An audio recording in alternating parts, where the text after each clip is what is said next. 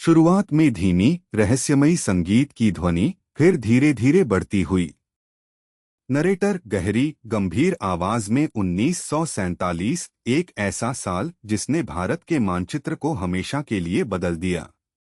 सदियों की गुलामी के बाद एक राष्ट्र अपनी आजादी का सूरज देख रहा था। लेकिन इस आजादी की सुबह में भी एक गहरा साया मंडरा रहा था।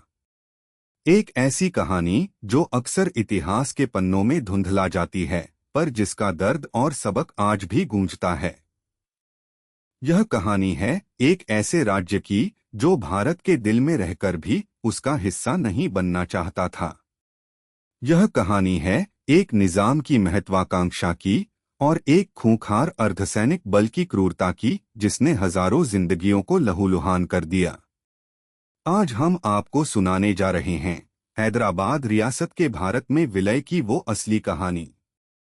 वो कहानी जहां आजाद भारत को अपनी एकता और अखंडता के लिए सबसे बड़ी चुनौती का सामना करना पड़ा था। यह कहानी है रजाकार और ऑपरेशन पोलो की। नरेटर कल्पना कीजिए 1947 के भारत की। ब्रिटिश राज खत्म हो चुका था। भारत और पाकिस्तान दो नए राष्ट्रों का जन्म हुआ, लेकिन इनके बीच खड़ी थीं लगभग 565 रियासतें, जिन्हें अब अपनी संप्रभुता वापस मिल चुकी थी। अधिकांश ने भारत या पाकिस्तान में विलय का रास्ता चुना, लेकिन कुछ ने अपनी स्वतंत्रता बनाए रखने का फैसला किया। इनमें सबसे बड़ी और सबसे पेचीदा थी हैदराबाद की रियासत। दक्कन के पठार के केंद्र में स्थित हैदराबाद क्षेत्रफल और जनसंख्या दोनों में सबसे बड़ी रियासतों में से एक थी। यह एक ऐसा राज्य था जहां की 85% आबादी हिंदू थी, पर शासन एक मुस्लिम शासक का था, निजाम मीर उस्मान अली खान। निजाम उस दौर के सबसे धनी व्यक्तियों में से एक थे। उनकी संपत्ति, उनकी शानो शौकत दुनिया भर में मशहूर थी। लेकिन इस अपार धन और सत्ता के पीछे एक गहरी महत्वाकांक्षा पल रही थी, हैदराबाद को एक स्वतंत्र संप्रभु राज्य बनाए रखने की। भारतीय नेतृत्व, खासकर लौह पुरुष सरदार वल्लभ भाई पटेल, भारत के हृदय में एक स्वतंत्र मुस्लिम शासित इकाई को स्वीकार करने को तैयार नहीं थे। पटेल जानते थे कि यह भारत की सुरक्षा और एकता के लिए एक बड़ा खतरा बन सकता है। यह सिर्फ एक भूरणनीतिक मुद्दा नहीं था, यह एक भावनात्मक और अस्तित्वगत चुनौती थी। कल्पना कीजिए एक स्वतंत्र भारत के बीचों बीच एक ऐसा राज्य जो किसी भी समय बाहरी ताकतों के लिए एक अड्डा बन सकता था। समय बीत रहा था। 15 अगस्त 1947 को भारत स्वतंत्र हुआ, लेकिन निजाम ने भारत या पाकिस्तान में शामिल होने से इनकार कर दिया। वह एक स्वतंत्र राज्य के रूप में बने रहने पर अड़े थे। स्थिति तनावपूर्ण थी। फिर आया 29 नवंबर 1947। हैदराबाद और भारत सरकार के बीच एक यथास्थिति समझौता, स्टैंड स्टिल अग्रीमेंट, पर हस्ताक्षर किए गए।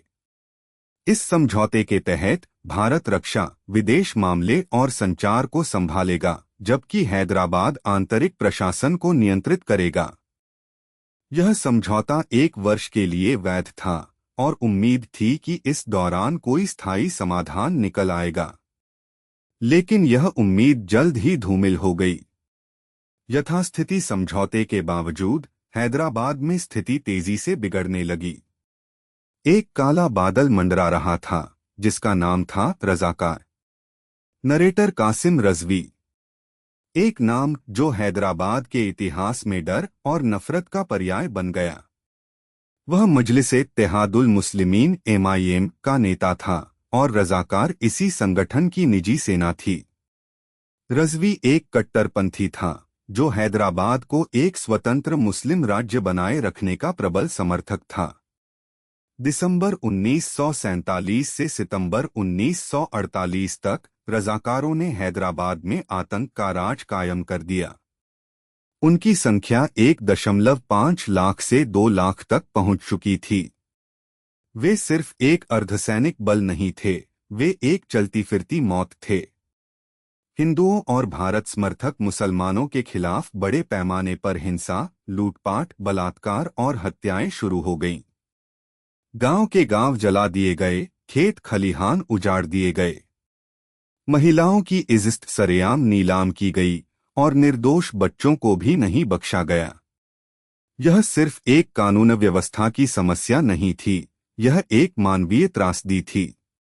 रज़ाकारों का नारा था अनलेहिक, जिसका अर्थ था मैं सत्य हूं, और उनके कार्यों का उद्देश्य था हैदराबाद को दारुल इस्लाम, इस्लाम का घर बनाए रखना। यह हिंसा केवल हैदराबाद तक सीमित नहीं रही। इसकी लपटें पड़ोसी भारतीय राज्यों में भी पहुंचने लगीं, जिससे सीमावर्ती इलाकों में अशांति और असुरक्षा का माहौल बन गया।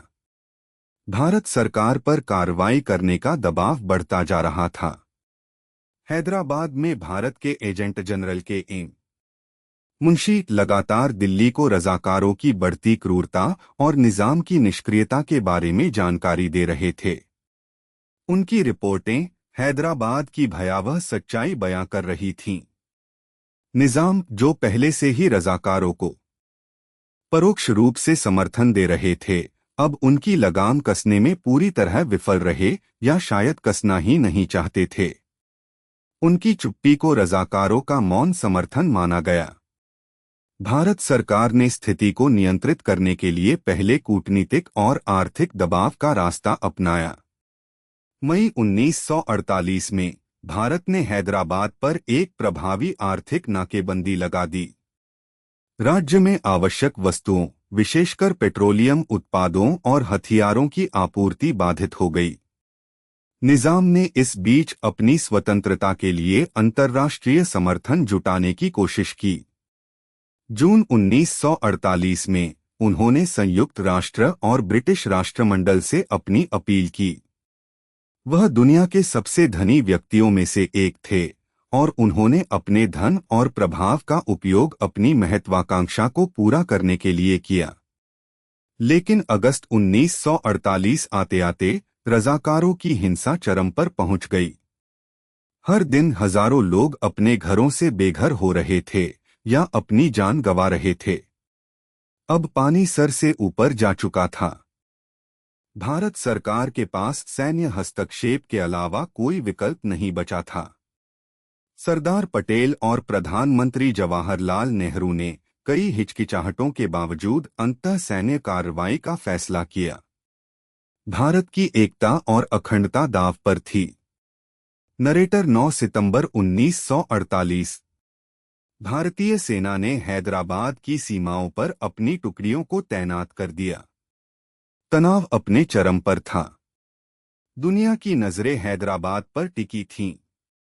क्या भारत युद्ध का रास्ता अपनाएगा? फिर आया वो दिन 13 सितंबर 1948। भारतीय सेना ने ऑपरेशन पोलो शुरू किया। भारत सरकार ने इसे जानबूझकर एक पुलिस कार्रवाई, पुलिस एक्शन का नाम दिया, न कि सैन्य आक्रमण का। इसका उद्देश्य अंतर्राष्ट्रीय समुदाय में इस कार्रवाई की वैधता को बनाए रखना था और इसे एक आंतरिक कानून व्यवस्था की समस्या के समाधान के रूप में प्रस्तुत करना था। General JN. चौधरी के नेतृत्व में भारतीय सेना ने 3 दिशाओं से हैदराबाद में प्रवेश किया। यह सिर्फ एक सैन्य अभियान नहीं था, यह भारत के धैर्य और दृढ़ संकल्प का एक प्रदर्शन था। हैदराबाद की सेना, जिसकी संख्या और प्रशिक्षण भारतीय सेना से कहीं कम थी, और रज़ाकारों की अनियमित भीड़ भारतीय सेना के सामने टिक नहीं पाई। रज़ाकारों ने छिटपुट प्रतिरोध किया, लेकिन उनकी क्रूरता अब उनकी कमजोरी बन चुकी थी। सिर्फ 5 दिनों के तीव्र सैन्य अभियान के बाद 17 सितंबर 1948 को निजाम मीर उस्मान अली खान ने आत्मसमर्पण कर दिया। रज़ाकारों को भंग कर दिया गया और उनके सरगना कासिम रज़वी को गिरफ्तार कर लिया गया। हैदराबाद रियासत का भारत में विलय हो गया। अगले दिन 18 सितंबर 1948 को भारतीय सेना हैदराबाद शहर में प्रवेश कर गई और एक नए अध्याय की शुरुआत हुई। यह एक आश्चर्यजनक राजनीतिक कदम था कि सैन्य कार्रवाई के बावजूद निजाम मीर उस्मान अली खान को भारत के भीतर हैदराबाद राज्य के राजकीय प्रमुख के रूप में बनाए रखा गया।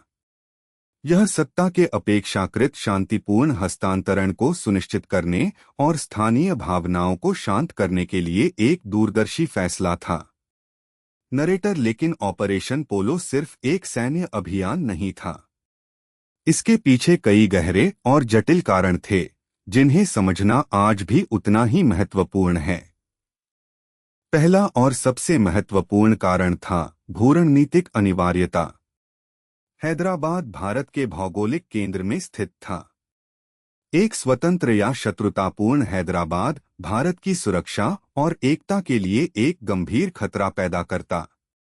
यह भारत के भीतर एक राज्य के भीतर राज्य की स्थिति पैदा करता जो किसी भी राष्ट्र के लिए असहनीय होती। दूसरा कारण था निजाम की स्वतंत्रता की महत्वाकांक्षा। निजाम एक स्वतंत्र संप्रभु राज्य बनाए रखना चाहते थे, संभवतः ब्रिटिश राष्ट्रमंडल के भीतर या पाकिस्तान में शामिल होकर। यह भारत की क्षेत्रीय अखंडता के बिल्कुल खिलाफ था।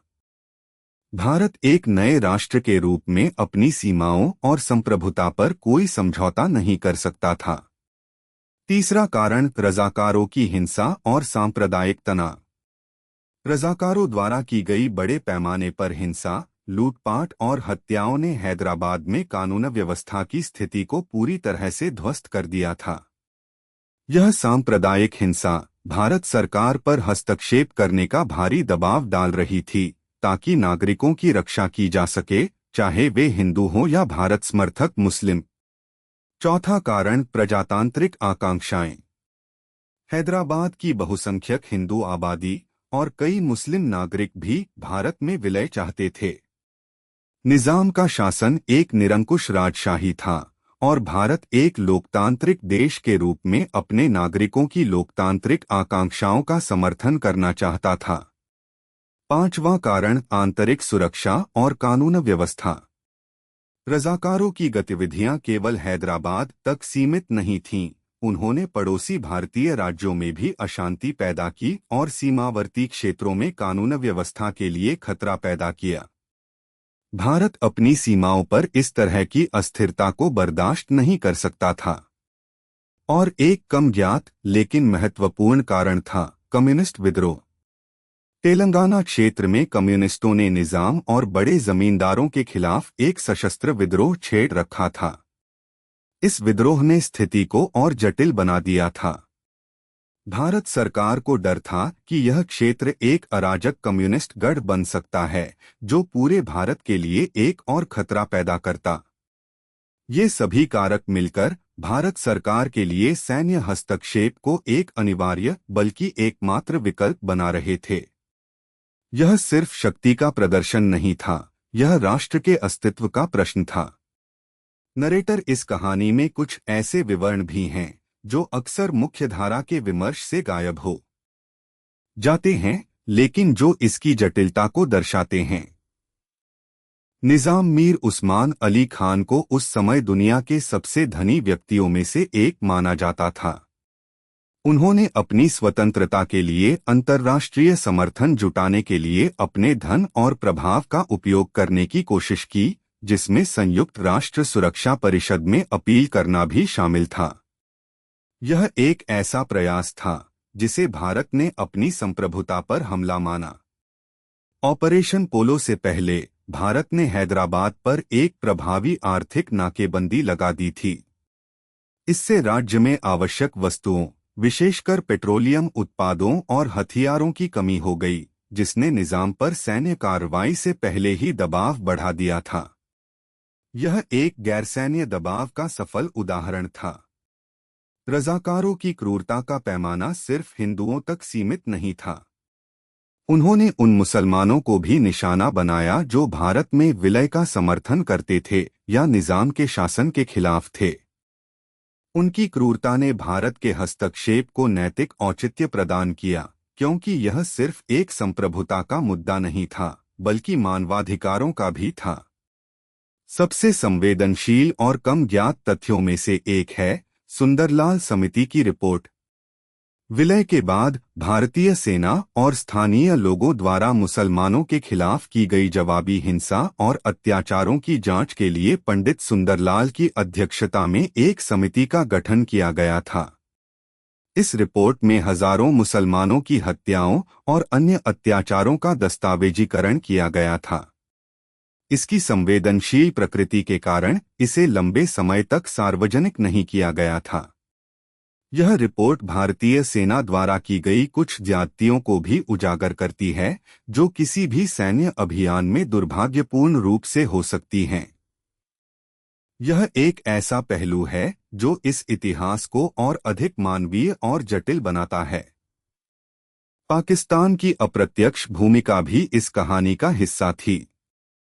हालांकि पाकिस्तान सीधे तौर पर शामिल नहीं था, लेकिन निजाम को यह उम्मीद थी कि पाकिस्तान उसकी सहायता करेगा या कम से कम अंतर्राष्ट्रीय मंचों पर उसका समर्थन करेगा। यह उम्मीद भी निजाम के स्वतंत्र रहने के फैसले को प्रभावित करती रही। हैदराबाद का भारत में विलय सिर्फ एक रियासत का एकीकरण नहीं था। यह भारत के नवजात राष्ट्र के लिए एक महत्वपूर्ण परीक्षा थी, एक ऐसा क्षण जब उसे अपनी एकता, दृढ़ संकल्प और संप्रभुता को साबित करना था। यह कहानी हमें सिखाती है कि राष्ट्र निर्माण कितना जटिल और संघर्षपूर्ण हो सकता है। यह हमें सरदार पटेल जैसे दूरदर्शी नेताओं के महत्व को बताती है, जिन्होंने भारत को एक अखंड राष्ट्र बनाने के लिए हर चुनौती का सामना किया। आज हैदराबाद भारत के सबसे जीवंत और महत्वपूर्ण शहरों में से एक है, जो अपनी समृद्ध सांस्कृतिक विरासत और आधुनिक प्रगति के लिए जाना जाता है। रज़ाकारों का वह काला अध्याय अब इतिहास का हिस्सा है, लेकिन उसके सबक आज भी प्रासंगिक हैं। हमें याद दिलाते हैं कि शांति, सहिष्णुता और राष्ट्रीय एकता कितनी अनमोल है। नरेटर इतिहास को याद रखना सिर्फ अतीत को जानना नहीं है, बल्कि वर्तमान को समझना और भविष्य के लिए सीखना भी है। रज़ाकार और हैदराबाद के विलय की यह कहानी भारत के उस दौर की एक महत्वपूर्ण गवाही है, जब उसका भविष्य दांव पर लगा था। यदि आपको इतिहास के ऐसे ही अनसुने और महत्वपूर्ण अध्यायों को जानना पसंद है, तो हमारे चैनल को सब्सक्राइब करना न भूलें। हम ऐसे ही असली कहानियों के साथ आपके सामने आते रहेंगे, जो आपको सोचने पर मजबूर करेंगी और भारत के गौरवशाली इतिहास से जोड़े रखेंगी। संगीत धीरे धीरे फीका पड़ता है। लगभग 5000 से 5500 शब्द। शुरुआत में धीमी, रहस्यमयी संगीत की ध्वनि, फिर धीरे धीरे बढ़ती हुई। नरेटर गहरी, गंभीर आवाज में 1947, एक ऐसा साल जिसने भारत के मानचित्र को हमेशा के लिए बदल दिया।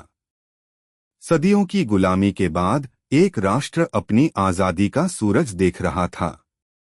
लेकिन इस आजादी की सुबह में भी एक गहरा साया मंडरा रहा था। एक ऐसी कहानी जो अक्सर इतिहास के पन्नों में धुंधला जाती है, पर जिसका दर्द और सबक आज भी गूंजता है। यह कहानी है एक ऐसे राज्य की जो भारत के दिल में रहकर भी उसका हिस्सा नहीं बनना चाहता था। यह कहानी है एक निजाम की महत्वाकांक्षा की और एक खूंखार अर्धसैनिक बल की क्रूरता की, जिसने हजारों जिंदगियों को लहूलुहान कर दिया। आज हम आपको सुनाने जा रहे हैं हैदराबाद रियासत के भारत में विलय की वो असली कहानी। वो कहानी जहां आजाद भारत को अपनी एकता और अखंडता के लिए सबसे बड़ी चुनौती का सामना करना पड़ा था। यह कहानी है रज़ाकार और ऑपरेशन पोलो की। नरेटर कल्पना कीजिए 1947 के भारत की। ब्रिटिश राज खत्म हो चुका था। भारत और पाकिस्तान दो नए राष्ट्रों का जन्म हुआ, लेकिन इनके बीच खड़ी थीं लगभग 565 रियासतें, जिन्हें अब अपनी संप्रभुता वापस मिल चुकी थी। इनमें से अधिकांश रियासतों ने स्वेच्छा से भारत या पाकिस्तान में विलय का रास्ता चुना, लेकिन कुछ ने अपनी स्वतंत्रता बनाए रखने का फैसला किया। इनमें सबसे बड़ी और सबसे पेचीदा थी हैदराबाद की रियासत। दक्कन के पठार के केंद्र में स्थित हैदराबाद क्षेत्रफल और जनसंख्या दोनों में सबसे बड़ी रियासतों में से एक थी। यह एक ऐसा राज्य था जहां की 85% आबादी हिंदू थी, पर शासन एक मुस्लिम शासक का था, निजाम मीर उस्मान अली खान। निजाम उस दौर के सबसे धनी व्यक्तियों में से एक थे। उनकी संपत्ति, उनकी शानो शौकत दुनिया भर में मशहूर थी। लेकिन इस अपार धन और सत्ता के पीछे एक गहरी महत्वाकांक्षा पल रही थी, हैदराबाद को एक स्वतंत्र संप्रभु राज्य बनाए रखने की।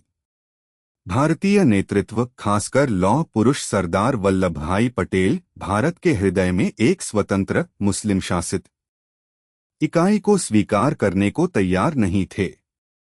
पटेल जानते थे कि यह भारत की सुरक्षा और एकता के लिए एक बड़ा खतरा बन सकता है। यह सिर्फ एक भूरणनीतिक मुद्दा नहीं था, यह एक भावनात्मक और अस्तित्वगत चुनौती थी। कल्पना कीजिए, एक स्वतंत्र भारत के बीचों बीच एक ऐसा राज्य जो किसी भी समय बाहरी ताकतों के लिए एक अड्डा बन सकता था, भारत की अखंडता को चुनौती दे सकता था। समय बीत रहा था। 15 अगस्त 1947 को भारत स्वतंत्र हुआ, लेकिन निजाम ने भारत या पाकिस्तान में शामिल होने से इनकार कर दिया। वह एक स्वतंत्र राज्य के रूप में बने रहने पर अड़े थे। स्थिति तनावपूर्ण थी। फिर आया 29 नवंबर 1947। हैदराबाद और भारत सरकार के बीच एक यथास्थिति समझौता, स्टैंड स्टिल अग्रीमेंट, पर हस्ताक्षर किए गए। इस समझौते के तहत भारत रक्षा, विदेश मामले और संचार को संभालेगा, जबकि हैदराबाद आंतरिक प्रशासन को नियंत्रित करेगा। यह समझौता 1 वर्ष के लिए वैध था और उम्मीद थी कि इस दौरान कोई स्थायी समाधान निकल आएगा। लेकिन यह उम्मीद जल्द ही धूमिल हो गई। यथास्थिति समझौते के बावजूद हैदराबाद में स्थिति तेजी से बिगड़ने लगी। एक काला बादल मंडरा रहा था जिसका नाम था रजाकार। नरेटर कासिम रजवी। एक नाम जो हैदराबाद के इतिहास में डर और नफरत का पर्याय बन गया। वह मजलिस-ए-इत्तेहादुल मुस्लिमीन (MIM) का नेता था और रजाकार इसी संगठन की निजी सेना थी। रजवी एक कट्टरपंथी था जो हैदराबाद को एक स्वतंत्र मुस्लिम राज्य बनाए रखने का प्रबल समर्थक था। दिसंबर 1947 से सितंबर 1948 तक रजाकारों ने हैदराबाद में आतंक का राज कायम कर दिया। उनकी संख्या 1.5 लाख से 2 लाख तक पहुंच चुकी थी, जो निजाम की शाही सेना से भी बड़ी थी। वे सिर्फ एक अर्धसैनिक बल नहीं थे, वे एक चलती फिरती मौत थे। हिंदुओं और भारत समर्थक मुसलमानों के खिलाफ बड़े पैमाने पर हिंसा, लूटपाट, बलात्कार और हत्याएं शुरू हो गईं। गांव के गांव जला दिए गए, खेत खलिहान उजाड़ दिए गए। महिलाओं की इज्जत सरेआम नीलाम की गई और निर्दोष बच्चों को भी नहीं बख्शा गया। यह सिर्फ एक कानून व्यवस्था की समस्या नहीं थी, यह एक मानवीय त्रासदी थी। रजाकारों का नारा था अनलेहिक, जिसका अर्थ था मैं सत्य हूँ, और उनके कार्यों का उद्देश्य था हैदराबाद को दारुल इस्लाम, इस्लाम का घर बनाए रखना। यह हिंसा केवल हैदराबाद तक सीमित नहीं रही।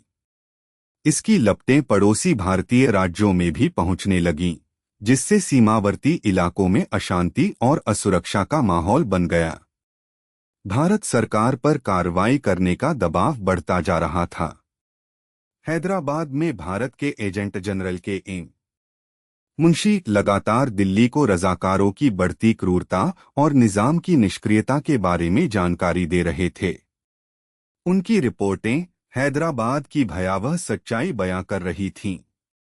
निजाम, जो पहले से ही रजाकारों को परोक्ष रूप से समर्थन दे रहे थे, अब उनकी लगाम कसने में पूरी तरह विफल रहे, या शायद कसना ही नहीं चाहते थे। उनकी चुप्पी को रजाकारों का मौन समर्थन माना गया, जिससे उनकी ताकत और बढ़ गई। भारत सरकार ने स्थिति को नियंत्रित करने के लिए पहले कूटनीतिक और आर्थिक दबाव का रास्ता अपनाया। मई 1948 में भारत ने हैदराबाद पर एक प्रभावी आर्थिक नाकेबंदी लगा दी। राज्य में आवश्यक वस्तुओं, विशेषकर पेट्रोलियम उत्पादों और हथियारों की आपूर्ति बाधित हो गई। निजाम ने इस बीच अपनी स्वतंत्रता के लिए अंतर्राष्ट्रीय समर्थन जुटाने की कोशिश की। जून 1948 में उन्होंने संयुक्त राष्ट्र और ब्रिटिश राष्ट्रमंडल से अपनी अपील की। वह दुनिया के सबसे धनी व्यक्तियों में से एक थे और उन्होंने अपने धन और प्रभाव का उपयोग अपनी महत्वाकांक्षा को पूरा करने के लिए किया। लेकिन अगस्त 1948 आते आते रज़ाकारों की हिंसा चरम पर पहुंच गई। हर दिन हजारों लोग अपने घरों से बेघर हो रहे थे या अपनी जान गंवा रहे थे। अब पानी सर से ऊपर जा चुका था। भारत सरकार के पास सैन्य हस्तक्षेप के अलावा कोई विकल्प नहीं बचा था। सरदार पटेल और प्रधानमंत्री जवाहरलाल नेहरू ने कई हिचकिचाहटों के बावजूद अंतः सैन्य कार्रवाई का फैसला किया। भारत की एकता और अखंडता दांव पर थी। नरेटर 9 सितंबर 1948। भारतीय सेना ने हैदराबाद की सीमाओं पर अपनी टुकड़ियों को तैनात कर दिया। तनाव अपने चरम पर था। दुनिया की नजरें हैदराबाद पर टिकी थीं। क्या भारत युद्ध का रास्ता अपनाएगा? फिर आया वो दिन 13 सितंबर 1948। भारतीय सेना ने ऑपरेशन पोलो शुरू किया। भारत सरकार ने इसे जानबूझकर एक पुलिस कार्रवाई, पुलिस एक्शन का नाम दिया, न कि सैन्य आक्रमण का। इसका उद्देश्य अंतर्राष्ट्रीय समुदाय में इस कार्रवाई की वैधता को बनाए रखना था और इसे एक आंतरिक कानून व्यवस्था की समस्या के समाधान के रूप में प्रस्तुत करना था। General JN. चौधरी के नेतृत्व में भारतीय सेना ने 3 दिशाओं से हैदराबाद में प्रवेश किया। यह सिर्फ एक सैन्य अभियान नहीं था, यह भारत के धैर्य और दृढ़ संकल्प का एक प्रदर्शन था। हैदराबाद की शाही सेना, जिसकी संख्या और प्रशिक्षण भारतीय सेना से कहीं कम थी, और रज़ाकारों की